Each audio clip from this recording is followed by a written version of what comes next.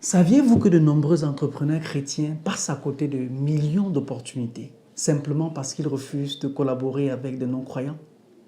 Avez-vous déjà pensé que refuser de collaborer avec des non-croyants protège votre foi? Et si cette conviction vous privait en réalité d'accomplir votre mission divine? Ne laissez pas votre foi vous limiter, laissez-la vous propulser. Dans cette vidéo, découvrez pourquoi Dieu utilise souvent des canaux inattendus pour bénir son peuple et faire avancer son royaume. Il n'y a pas si longtemps, je pensais protéger ma foi en refusant de collaborer avec des personnes qui rejetaient ouvertement Jésus-Christ. Pourtant, ce choix n'a eu aucun impact positif ni sur moi ni sur eux.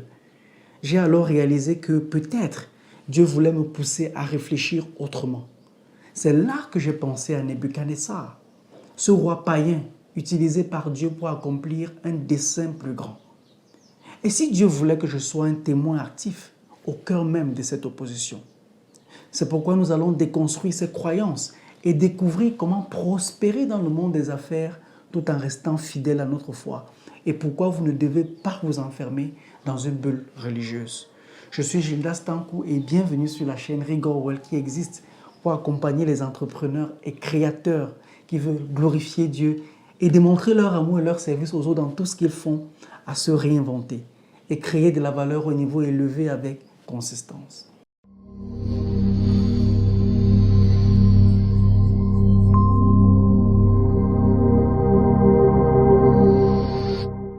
Beaucoup d'entrepreneurs chrétiens passent à côté d'opportunités majeures en affaires, souvent par crainte ou par mauvaise interprétation des principes bibliques.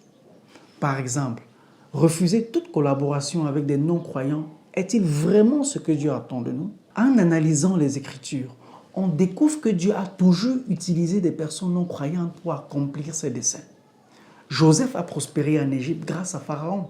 Cyrus a permis la reconstruction du temple et Daniel a brillé dans la cour d'un roi idolâtre. Limiter nos collaborations, c'est ignorer l'un des principes fondamentaux de la providence divine, ce qui peut non seulement limiter les opportunités, mais aussi empêcher la croissance spirituelle et entrepreneuriale. Le monde des affaires fonctionne sur la collaboration, l'innovation et l'adaptabilité. En refusant de s'ouvrir, de nombreux entrepreneurs chrétiens se retrouvent isolés et incapables d'atteindre leur plein potentiel. Pourtant, la Bible dit « Ne crains rien car je suis avec toi. Ne promène pas des regards inquiets car je suis ton Dieu. » Ésaïe 41, verset 10. C'est pour cela que je vous invite à réfléchir à cette question. Jésus aurait-il fait affaire avec des non-croyants? Pensez-vous protéger votre foi en vous isolant?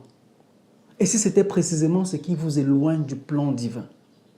Il est temps de briser cette illusion car il y a un danger à l'isolement entrepreneurial. Refuser de collaborer avec des non-chrétiens peut devenir un piège spirituel et entrepreneurial.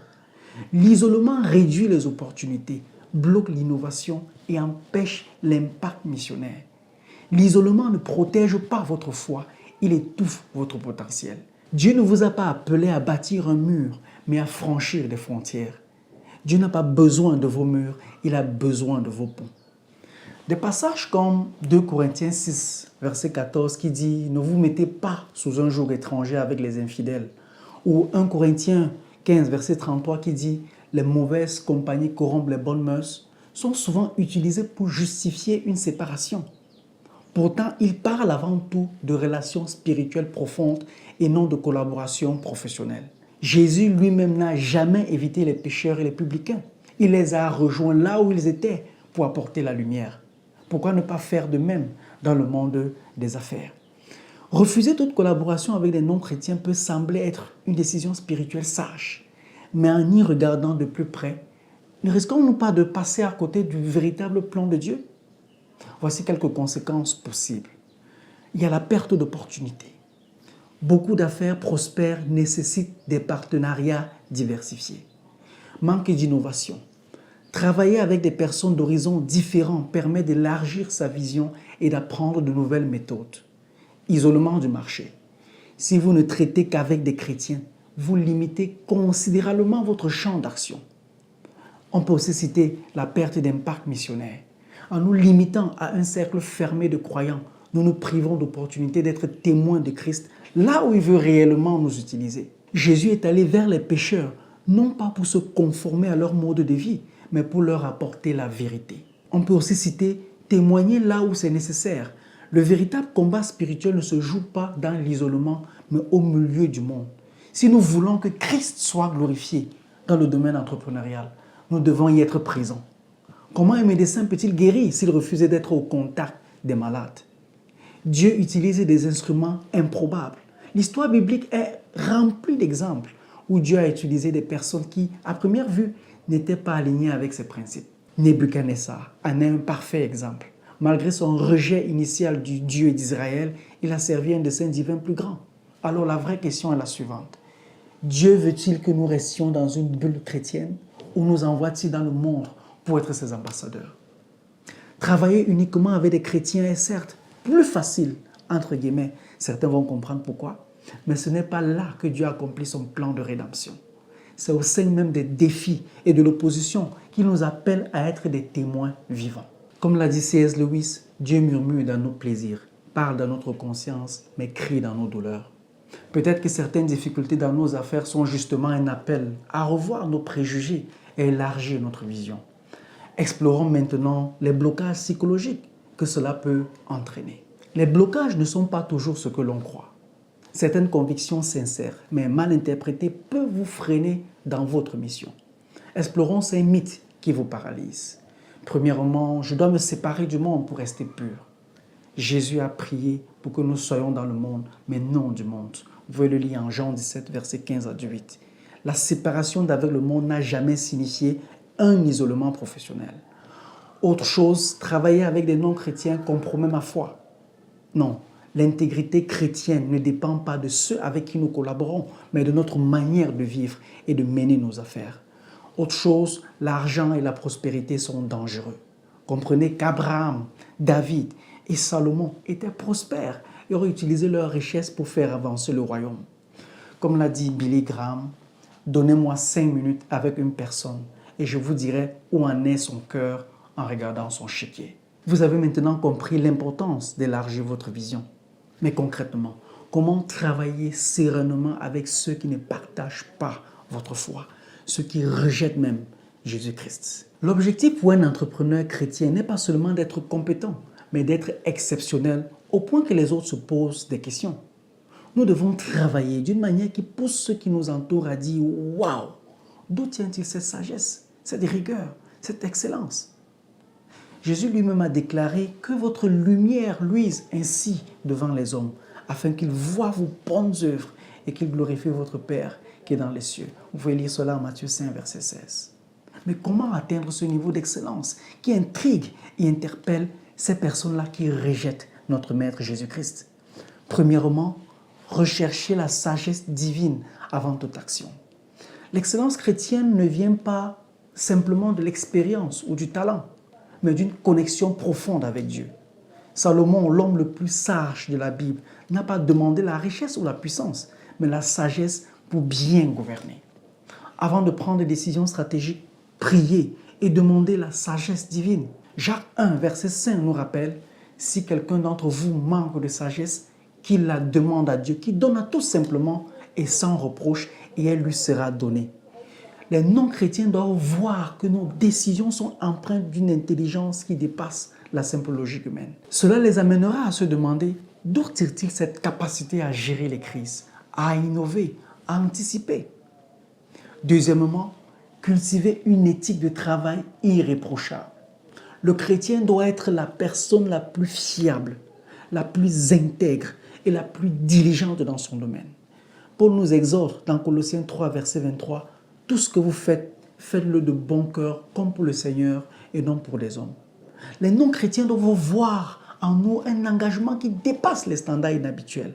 Nous ne travaillons pas juste pour un salaire ou une reconnaissance humaine, mais parce que nous servons un maître plus grand. Voici quelques clés pour une éthique de travail inspirante. Ponctualité et fiabilité. Respecter les délais, tenir ses engagements. Deuxièmement, qualité et précision. Aller au-delà des attentes. Livrer un travail impeccable. Troisièmement, honnêteté absolue.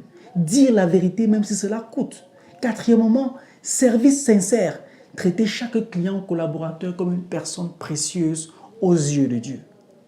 Une telle éthique surprendra et fera dire aux autres, il y a quelque chose de différent en lui, les amenant à s'interroger sur notre source d'inspiration. Troisième astuce, transformer les défis en témoignages. Daniel et Joseph sont des modèles bibliques d'innovation. Daniel s'est distingué par son intelligence et sa sagesse supérieure dans un milieu hostile. Joseph a apporté des solutions économiques qui ont sauvé l'Égypte. Si nous voulons étonner, nous devons être des sources de solutions. La créativité et l'innovation inspirées par Dieu doivent être notre signature. Comment développer cette capacité? Encore une fois, méditer la parole pour recevoir des inspirations divines. Chercher toujours à apprendre et à s'améliorer dans son domaine. Oser entreprendre des projets audacieux avec foi. Les non-chrétiens doivent voir en nous des créateurs de solutions et non de simples exécutants. C.S. Lewis disait, n'aspirez pas à être original. Aspirez à être fidèle à votre appel et l'originalité suivra. Lorsque nous suivons Dieu avec excellence, nous devenons naturellement des pionniers. Quatrièmement, témoigner avec humilité et impact. Le but ultime n'est pas de briller pour nous-mêmes, mais de pointer vers Dieu. Quand les non-chrétiens s'étonnent de notre excellence, nous avons une opportunité précieuse de témoigner. Mais comment le faire sans être arrogant ni donner des leçons? L'approche biblique est la suivante. Premièrement, ne pas forcer la conversation. Laissez votre vie parler avant vos paroles. Vous pouvez lire cela en 1 Pierre 3, verset 15. Deuxièmement, partagez avec naturel. Lorsque quelqu'un demande « Comment fais-tu pour être toujours aussi inspiré ?» Répondez avec simplicité « C'est Dieu qui me donne cette sagesse. » Troisièmement, être modèle d'humilité. Jésus, bien qu'étant le Fils de Dieu, servait ses disciples. Vous pouvez lire cela en Jean 13, versets 12 à 15. La cinquième astuce, transformer l'opposition en témoignage puissant. Travailler avec des non-chrétiens peut parfois être un défi. Certains peuvent mépriser la foi chrétienne ou même nous critiquer. Comment réagir? Jésus nous enseigne. Aimez vos ennemis. Bénissez ceux qui vous maudissent. Faites du bien à ceux qui vous haïssent. Matthieu 5, verset 44. Quelles sont les stratégies pour influencer positivement dans ces cas-là? Gardez une attitude irréprochable même face aux critiques. Je répète, gardez une attitude irréprochable même face aux critiques. Montrez de l'amour et de la patience dans les tensions. Restez fidèle à ces valeurs, sans compromis. Quand nous faisons face à des défis avec dignité, amour et excellence, même nos adversaires finissent par reconnaître notre valeur. Proverbe 16, 7 nous rappelle ceci. Quand l'Éternel approuve les voies d'un homme, il dispose favorablement à son égard, même ses ennemis. L'excellence est dans le témoignage ultime. L'entrepreneur chrétien doit être un leader d'influence, un modèle de sagesse et une source d'inspiration. L'objectif n'est pas seulement de bien faire son travail, mais de révéler Dieu à travers son excellence. Lorsque les non-chrétiens voient en nous une éthique impeccable, une sagesse hors du commun et une manière de travailler qui dépasse les standards humains, ils sont forcés de se poser la question, d'où tient-il tout cela? C'est là que notre témoignage devient puissant. Que chacun de nous puisse être ce type d'entrepreneur dont l'excellence fait éclater la gloire de Dieu dans le monde des affaires. Car nous sommes une lettre de Christ, écrite non avec de l'encre, mais avec l'Esprit du Dieu vivant. 2 Corinthiens 3, verset 3. Maintenant que vous avez compris que Dieu utilise souvent des canaux inattendus pour bénir son peuple, il est temps de passer à l'action. Ne laissez plus la peur ou des interprétations erronées vous isoler et vous priver des opportunités divines. Si cette vidéo vous a parlé, partagez-la avec d'autres entrepreneurs chrétiens qui ont besoin d'élargir leur vision. Et surtout, laissez-moi un commentaire pour me dire ce que vous en avez pensé et comment vous allez appliquer ces principes dans votre business. Soyez l'entrepreneur chrétien qui brille par son excellence et son ouverture.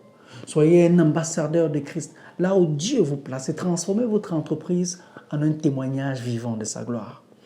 N'oubliez pas de vous abonner à la chaîne pour ne rien manquer des prochaines vidéos qui vous aideront à allier foi et réussite professionnelle.